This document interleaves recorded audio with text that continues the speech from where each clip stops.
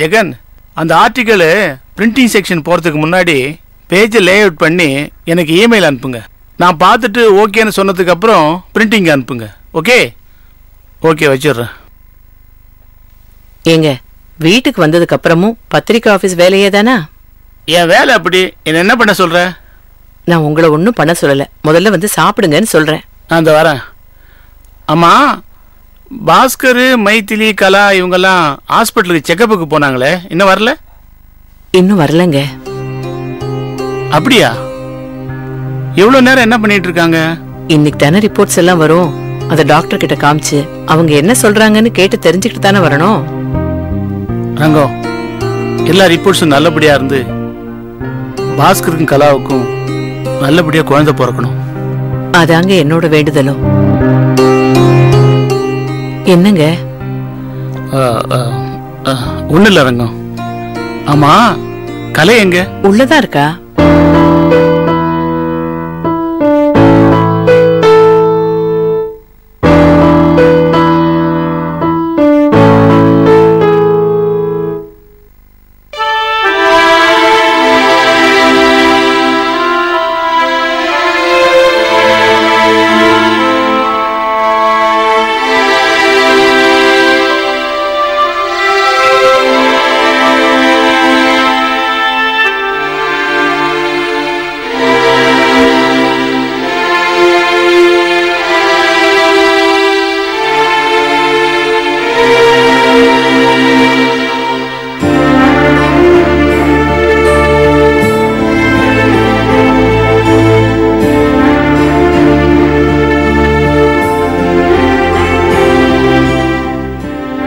நேரமாகுது, சாப்பிட வாங்க. சரி, போலாம். இவங்களும் வந்துட்டாங்களே, வா. வாங்க. என்ன கலா, ரிப்போர்ட் பார்த்து டாக்டர் என்ன சொன்னாரு? லண்டன்ல சொன்ன அதே ரிப்போர்ட் தான் அத்தை.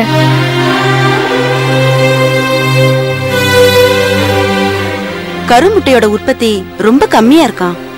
செயற்கை முறையில உற்பத்தி ஆவறதுக்கு கூட சான்ஸே இல்லையா. இப்படி ஒரு ரிப்போர்ட் வந்துடக்கூடாதுன்னு தான் நான் கடவுளை வேண்டிட்டு இருந்தேம்மா. இப்படி ஆயிடுச்சே. ஏமா, இதுக்கு வேற வழியே இல்லையா? ஒரே ஒரு வழிதான் இருக்குங்க மாமா. என்னம்மா? ஒரு குழந்தைய தத்தெடுக்கிறதா மாமா ஒரே வழி.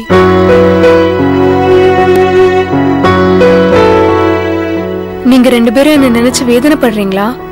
பின்ன வேதனைப்படாம இருக்க முடியுமாமா? எனக்கு எந்த கவலையும் இல்லாத.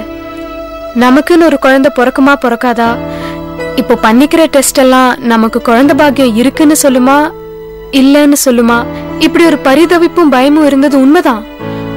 ஆனா இப்ப குழந்தை இல்ல, பிறக்கிறதுக்கு 0% சான்ஸ் கூட இல்லன்னு கிறிஸ்டல் கிளியரா தெரிஞ்சு போச்சு. எனக்கு எந்த வருத்தமும் இல்லாத.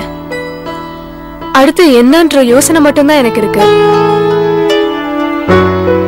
கவலைப்படாதம்மா, உனக்கு ஒரு குறையும் வராது. டாக்டர் சொல்லிட்டா, டாக்டர் என்ன தெய்வமா என்ன? நிச்சயம் உனக்கு குழந்தை பிறக்கும். நீ தைரியமா இரு. வெள்ளை தாமரை sponsored by Horlicks Colgate cream.